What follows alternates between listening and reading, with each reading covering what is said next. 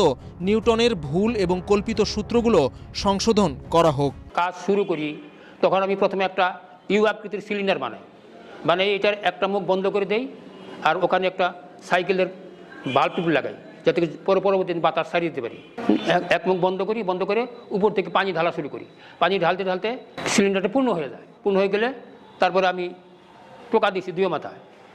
Cylinder you আকৃতির মাথা, যে মাথায় পানি আছে এই মাথা শব্দ একরকম, আর যে মাথায় যে বন্ধ আছে ওই মাথায় টোকা দিচ্ছি, দেখে যে ওটা ঠন করে, অর্থাৎ পানি উপরে উঠে নাই।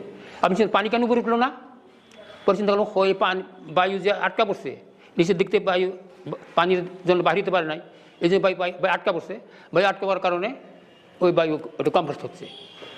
পরে যখন আমি ভাল্ব ছেড়ে দিছি, বাতাস ছেড়ে দিছি, তখন এই দিকের পানি ধ্রিম করে নিচে পড়ছে আর ওইটা বায়ু ফুস করে বাইরে গেছে।